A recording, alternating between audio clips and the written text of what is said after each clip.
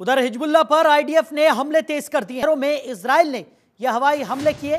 बेका घाटी और बालबेक में भीषण बमबारी देखने को मिली। सिर्फ 24 घंटों में 110 से ज्यादा ऑपरेशंस यहां पर चलाए गए। तो अमेरिकी चुनाव में डोनाल्ड ट्रंप की जीत के साथ ही मध्य पूर्व में हालात तेजी से बदल रहे हैं। ईरान ने जहां इजराइल में हमले की बात कही है, तो दूसरी तरफ अमेरिका ने जॉर्डन में F-15 विमानों को तैनात कर दिया। तो अमेरिकी बेस पर B-52 बम वर्षक विमान भी तैनात किए गए हैं। कतर ने भी हमास नेताओं को देश छोड़ने का आदेश दे दिया है। एक तरफ हालात युद्ध का संकेत दे रहे हैं, तो दूसरी तरफ हमास ने ट्रंप से युद्ध विराम और हूतियों ने जहाजों पर हमला न करने की बात कही है। ऐसे में सवाल यह है कि क्या मध्य पूर्व एक और बड़े संघर्ष की ओर बढ़ रहा है या फिर ट्रंप कोई समझौता कराने में सफल हो पाएंगे।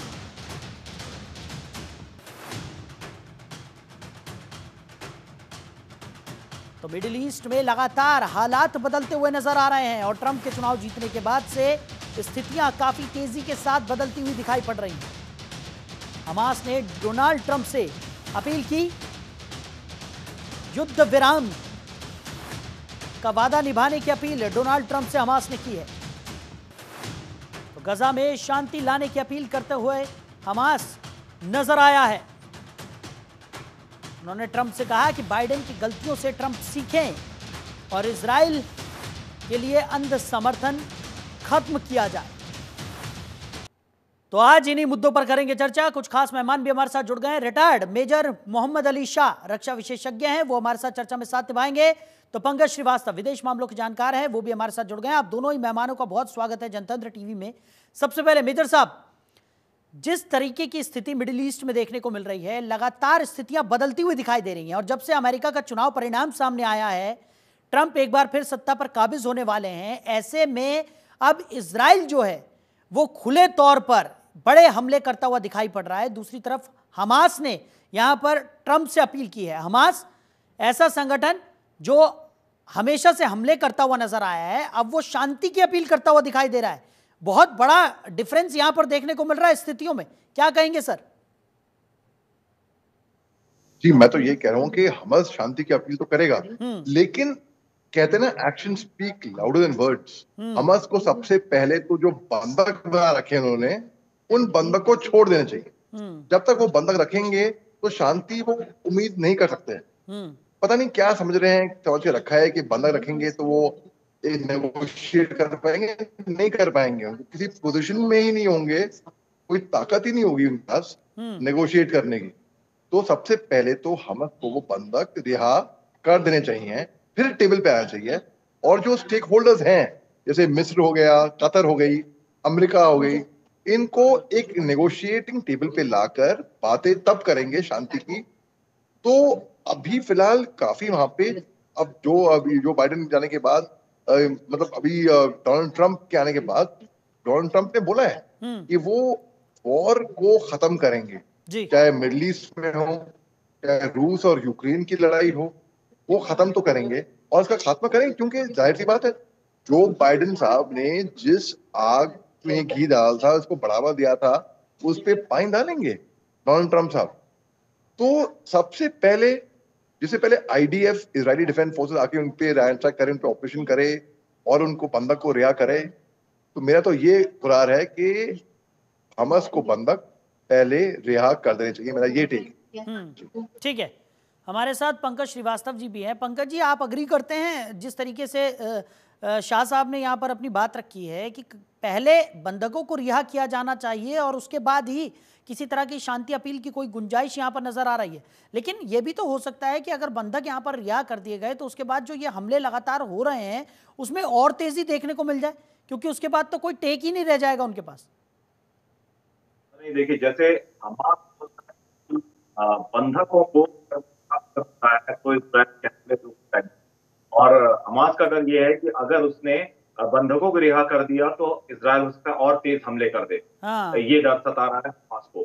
पहली चीज, हमास काफी समय से बैकफुट पर आ चुका है। हमास के पास कोई बार्गेनिंग पावर अभी बची नहीं है, ठीक है, सिवाय इसके बंधकों को रिहा करे और इजराइल से उम्मीद करे कि इजराइल हमले बंद कर दे। और यकीनन आप देखिए, 7 अक्टूबर को हमले किसने किए थे? शुरुआत किसने की थी? हमास ने किया था, इजराइल ने तो हमला नहीं किया था। इसराइल तो डिफेंसिव ऑफेंस की नीति पर अभी चल रहा है। इसराइल की नीति ये है कि हम हमास को खत्म इसलिए कर देंगे क्योंकि ये भविष्य में हमारे लिए परेशानी क्रिएट ना करे और हमारे जो 250 के करीब बंधक हैं वो हम छुड़ा के ले आए, क्योंकि नेतन्याहू पर भी एक दबाव पड़ रहा है अंदरूनी तौर पर कि इतने समय से 1 वर्ष से ज्यादा होने मतलब माफ कीजिएगा 1 वर्ष तो नहीं, लेकिन 6 महीने से ज्यादा हो गया है इस युद्ध को, लेकिन अभी तक वो बंधकों को रिहा नहीं करा पाए। ठीक है, तो ये जो दबाव बन रहा है इनके ऊपर, माफ कीजिएगा 1 वर्ष के दौर में, ये इस दबाव को लेकर के चुनावी रणनीति भी इनकी होगी। लेकिन ये जो जंग इस समय चल रही है उसमें हमास के पास शांति वार्ता का सिर्फ एक ही ट्रम्प कार्ड है कि वो बंधकों को रिहा करे और अपनी तरफ से एक गुडविल जेस्चर जरूर दे इजरायल की तरफ, भाई अब जंग खत्म कर दीजिए, अब हम बंधकों को रिहा कर रहे हैं। और उसके बाद इजरायल से उम्मीद करनी चाहिए कि हमले अब नहीं होंगे।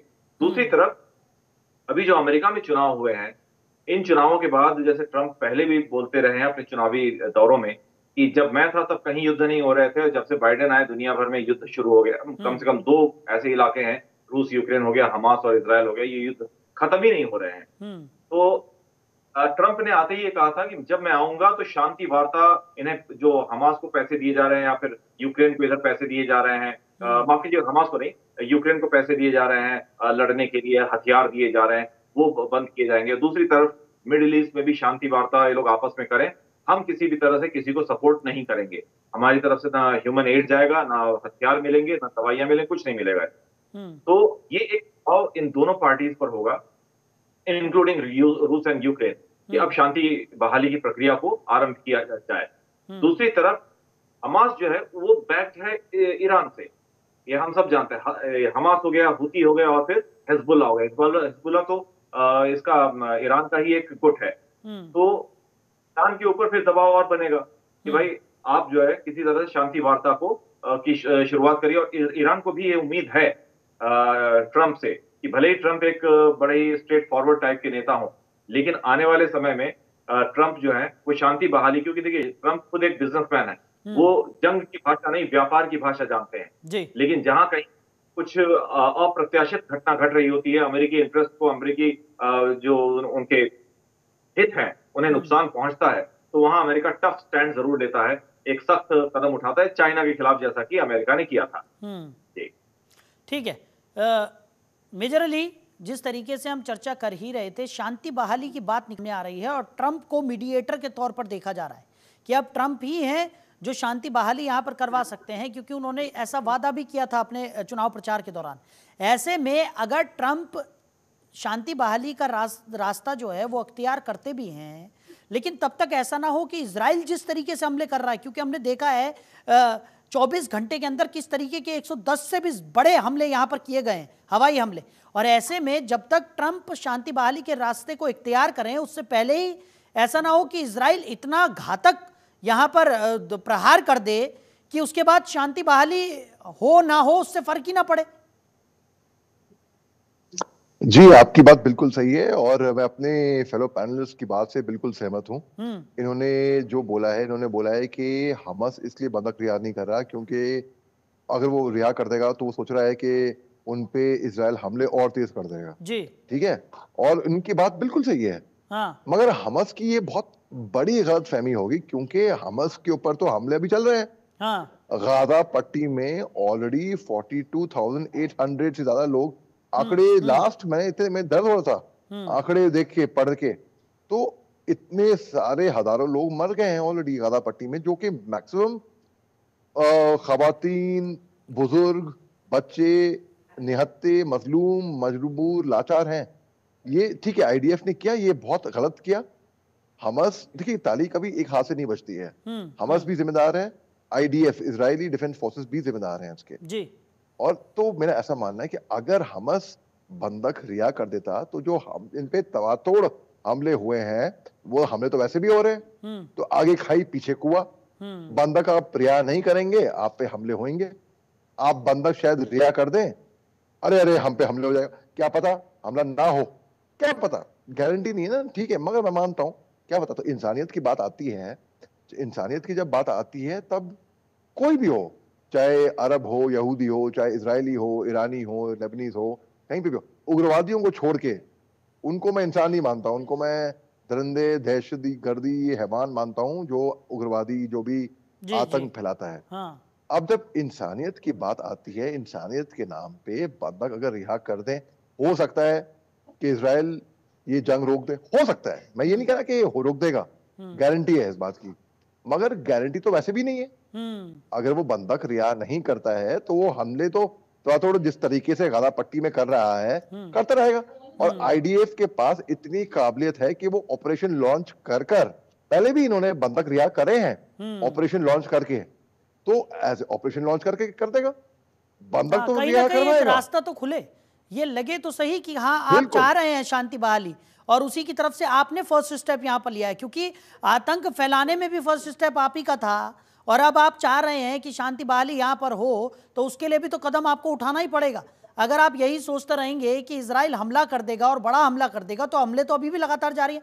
बिल्कुल सही कहा आपने अली साहब। लेकिन पंकज जी, एक और जो सवाल यहां पर निकलकर सामने आ रहा है वो ये है कि ट्रंप की तरफ से जो इजराइल को लगातार यहां पर समर्थन दिया जा रहा है, या फिर अमेरिका की तरफ से मैं कहूं, क्योंकि ट्रंप तो अभी चुनाव जीते हैं, उससे पहले वो प्रचार प्रसार में जुटे हुए थे, कई तरह की बातें भी निकलकर सामने आई, लेकिन अमेरिका की तरफ से खुला समर्थन इजराइल को है, और इजराइल लगातार ये कहता हुआ नजर आ रहा था कि वो कोई ऐसा बड़ा हमला यहां पर प्लान कर रहा है जो पूरी दुनिया उसकी ताकत देखेगी उस हमले से। कहीं अब यही वो समय तो नहीं है, क्योंकि ईरान की तरफ से भी लगातार धमकियां दी जा रही थी, इजराइल की तरफ से भी लगातार धमकियां दी जा रही हैं, पर इजराइल की तरफ से हमले तो हुए, लेकिन उस लेवल के हमले हमने नहीं देखे। पर अब ट्रंप जब सत्ता पर काबिज हो गए हैं, इजराइल को अमेरिका का समर्थन भी है, ऐसे में कहीं ये ना हो कि अब इजराइल कुछ ऐसा बड़ा हमला यहां पर प्लान कर दे जिसका खामियाजा अब ईरान को भी भुगतना पड़े। देखिए, इस आपके सवाल के दो पर्सपेक्टिव बन रहे हैं। एक तरफ तो ये है कि ट्रंप जो है, जैसे हम पिछले कुछ समय से देख रहे हैं, अमेरिका की जो शक्ति है, जो प्रभुत्व है जी, उसमें वर्षों में कमी आई है। पिछले अगर 10 वर्षों की हम बात करें, उसमें थोड़ी कमी आई है। हाँ। 10 वर्ष मतलब 2010 के पहले जो अमेरिका हुआ करता था, अब वो अमेरिका नहीं रहा, उसकी शक्ति कम होती जा रही है। डोनाल्ड ट्रंप ने बोला था कि जब मैं सत्ता में आऊंगा, पिछले भी चुनावों में बोला था, उस समय जब पहली बार इससे पहले राष्ट्रपति बने थे, कि अमेरिका नंबर 1 बनाना है, पूरी दुनिया में नंबर 1 बनाना है, और अमेरिकी हितों की रक्षा हमें करना है। एक तो ये पर्सपेक्टिव हो गया। दूसरी तरफ इजराइल ने ये नेतन्याहू ये बोल रहे थे कि हम हमास को हमेशा के लिए खत्म कर देंगे, जिससे कि भविष्य में ये हमारे लिए कोई खतरा ना बने, हमें एक इस तरह का 7 अक्टूबर जैसे 2023 वाला मामला जो है हमें दोबारा ना देखना पड़े। लेकिन आप देखिए, 7 अक्टूबर को हमला किसने किया? हमास ने किया था जी। हमास हमला नहीं किया था तो उससे पहले इजराइल के हमले इस पर नहीं हो रहे थे, हमास के ऊपर, वहां नहीं हुए। वो वेस्ट बैंक गाजा तक ही सिमटे हुए थे, वो वहां अपनी बस्तियां बसाता जा रहा। ठीक है, अब इजराइल ने ये बोल दिया है कि हम एक बड़ा हमला करेंगे हमास के ऊपर, तो हमास की शक्ति वैसे ही खत्म हो चुकी है। हमास के बहुत सारे लड़ाके मारे जा चुके हैं, उनका हेडक्वार्टर तक तबाह किया जा चुका है।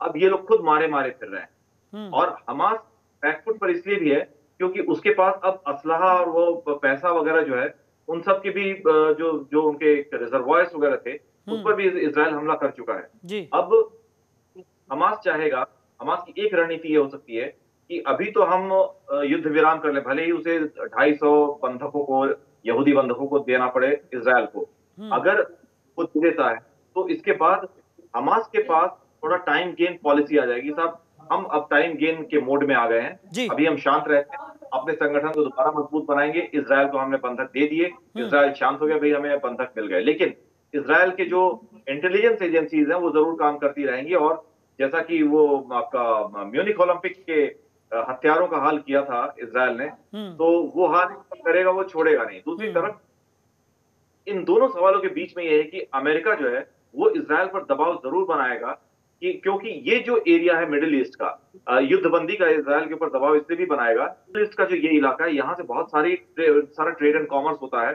और बहुत सारे तो पानी के जहाज हैं, वो सामान और वो सब लेकर के निकलते हैं। तो आप देखते होंगे कि पिछले कुछ समय में जब से युद्ध शुरू हुआ है, एक तो रूस यूक्रेन युद्ध के बाद जो उत्पाद थे हमारे, उसमें महंगाई बढ़ गई, तेल के दाम भी अंतर्राष्ट्रीय बाजारों में, और इजराइल और हमास के बाद तो और थोड़ा सा इसमें इजाफा हुआ है। तो कोई भी व्यापारिक जो बैकग्राउंड है वहां से आने वाला व्यक्ति कभी नहीं चाहेगा कि दिमाग की गर्मी की वजह से हमारी जेब खाली होती रहे।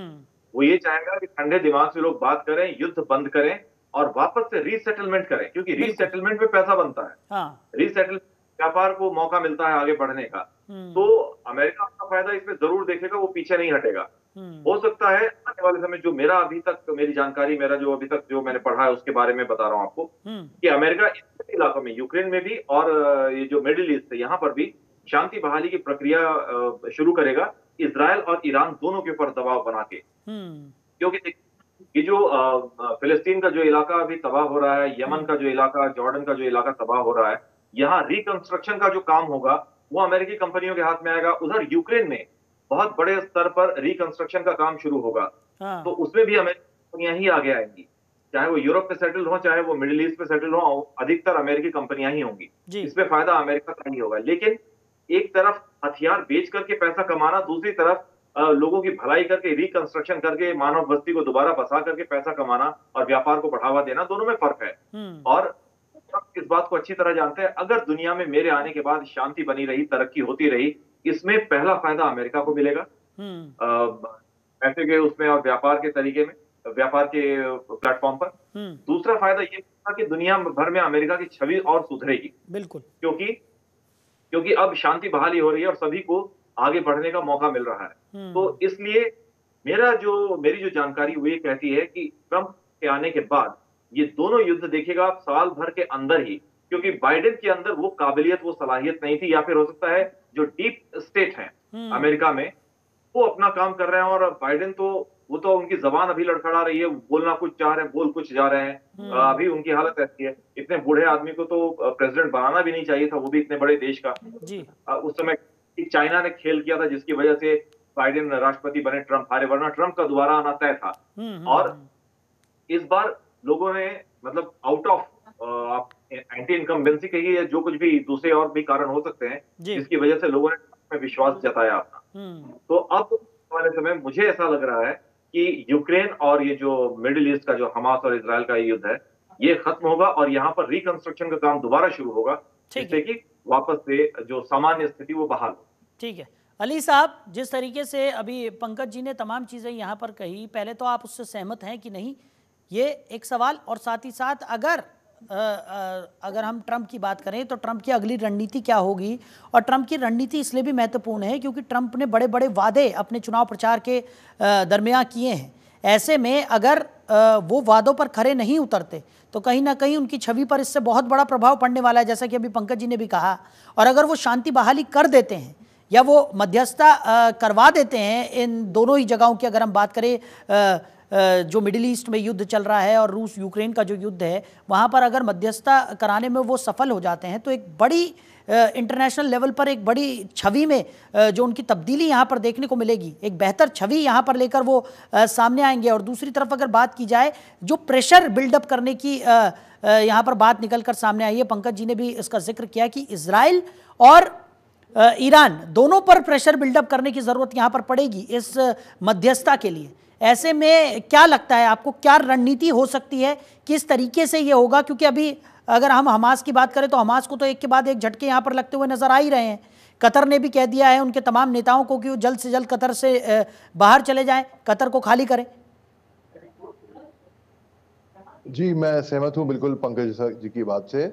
देखिए बात ऐसी है कि डोनाल्ड ट्रंप सत्ता में आने के बाद तब्दीली क्या लेकर आए। अगर कमला हैरिस आती तो वॉर चालू होती, ये ऐसे ही चलता रहता, क्योंकि जो बाइडेन ने जो गलतियां करी हैं वही उनके कंधे के सिर के ऊपर आती और वही इस तरीके से वॉर मॉन्गरिंग वहां पे चलती रहती फालतू की।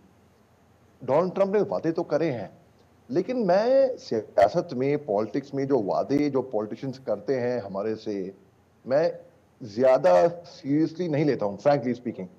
इसको हल्का सा मैं देखता हूं इस तरीके से, ऐसे कि बयानबाजी तो होती है, लेकिन उसके बाद इलेक्शन चुनाव लड़ने के बाद, जब जीत जाने के बाद कितना आप अमल करते हो। लेकिन जी हाँ, इसमें तो कोई शक की बात नहीं है, डोनाल्ड ट्रंप रिवर्स करेंगे जो बाइडेन ने जो डैमेज किया था वहां पे यूक्रेन के अंदर हथियार सप्लाई, बारूद, जो कोई मतलब ही नहीं है। आग के अंदर इतना घी डाला, इतना घी डाला, कितने बेगुनाह लोग मर गए उसके अंदर।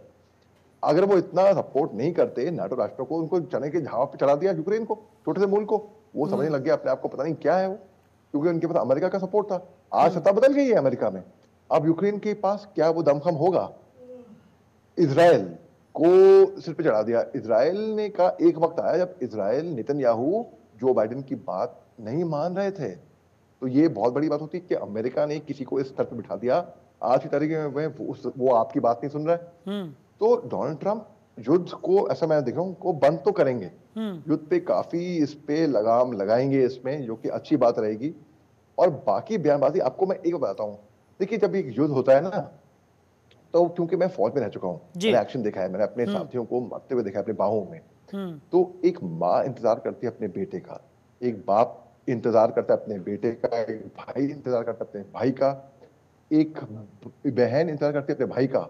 जो सियासत लड़ते हैं, जो पॉलिटिशियन होते हैं, जो नेता लोग होते हैं, वो बाद में हाथ मिलाते हैं। इतने लोग मर जाने, इतने फौजी मर जाने के बाद, एज अ फौजी, जी हाँ, फौजी तैयार है बिल्कुल अब जान लेने देने के लिए, जानने के लिए भी फौजी तैयार है, खुशी खुशी। लेकिन अगर सियासत के तौर पे देखा जाए, इज इट वर्थ इट? क्या वर्थ इट होता है? आप इतने लोगों को मरवा दो, और फिर तो जंग बहुत ही खराब चीज होती है। वो एक राष्ट्र को कम से कम 30-40 साल पीछे ले जाती है इकोनॉमी में और प्रोग्रेस में, और जिस तरीके का डैमेज होता है वो बहुत ही खतरनाक है, बहुत ही। तो जो बाइडेन साहब, हाँ, मेरे को उम्मीद तो है कि वो जंग को, जो ये डोनाल्ड ट्रंप साहब जंग को बंद तो कराएंगे। ठीक है पंकज जी, एक आखिरी सवाल, क्योंकि समय हमारे पास कम बचा हुआ है। युद्ध तो किसी के लिए भी सही नहीं है, जैसा कि अभी अली शाह साहब ने यहाँ पर कहा है, और उन्होंने कहा कि युद्ध के अंदर जिस तरीके का नुकसान होता है वो उसका कोई भरपाई उसकी हो नहीं सकती। ऐसे में मिडिल ईस्ट में जिस तरीके की स्थितियां इस वक्त बनी हुई नज़र आ रही हैं, और जितना समय इस पूरे संघर्ष को यहाँ पर हमने देखा है, ऐसे में काफ़ी ज़्यादा नुकसान ऑलरेडी हो चुका है। अब कोशिश यही की जानी चाहिए कि जल्द से जल्द स्थितियों को ठीक किया जा सके, और उसके बाद एक बार फिर से डेवलपमेंट के रास्ते पर यहाँ पर चला जा सके। और यही शायद अब ट्रंप की मंशा भी होगी, क्योंकि जिस तरीके की स्थिति यहाँ पर बनती हुई नज़र आ रही है, ट्रंप ने जो बड़े बड़े वादे किए हैं, उसके बाद एक मजबूत रणनीति के तहत ट्रंप को आगे बढ़ना होगा और मध्यस्थता करवानी होगी, तभी जो स्थितियाँ हैं वो ट्रंप के फेवर में भी जाती हुई नजर आएंगी। देखिए, युद्ध में बहुत सारे लोग मारे गए, उससे कहीं ज्यादा लोग घायल हुए, और उससे भी एक बहुत बड़ी जो ज्यादा संख्या थी वो लोग विस्थापित हुए। तो और विस्थापितों में वो लोग भी शामिल हैं, मतलब इन घायलों और विस्थापितों के कुछ परिजन मारे भी गए होंगे। एक तो वो साइकोलॉजिकल और मानसिक दुख, दूसरा आप अपनी जिंदगी एकदम नारकीय तरीके से जी रहे हैं। तो ये जो पूरी स्थिति है, इससे क्या भला तो किसी का नहीं हो रहा है, ऊपर से जो सरकारी संस्थाएं हैं या गैर सरकारी संस्थाएं हैं, उनके ऊपर इनके मेडिकेशन का, इनके खान पान का, इनके रहन सहन का, उसका भी दबाव बढ़ा हुआ है, जिसका कोई आउटपुट नहीं निकल रहा है।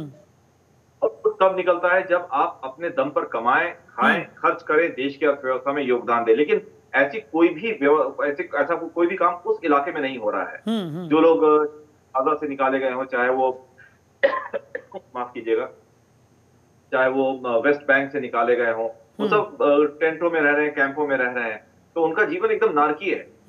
जब तक फर्दर डिस्ट्रक्शन, जो अब तक जो विध्वंस हो चुका, विनाश हो चुका है, उसे रोक करके वापस जो बहाली है, शांति बहाली, उसकी प्रक्रिया को शुरू नहीं करते, उसके बाद आप रिकंस्ट्रक्शन की प्रक्रिया नहीं शुरू करेंगे, तब तक कुछ होने वाला नहीं है। और ये जितनी जल्दी किया जाए इस इलाके के लिए, उतना बढ़िया पूरे क्षेत्र के लिए भी और दुनिया के लिए भी है।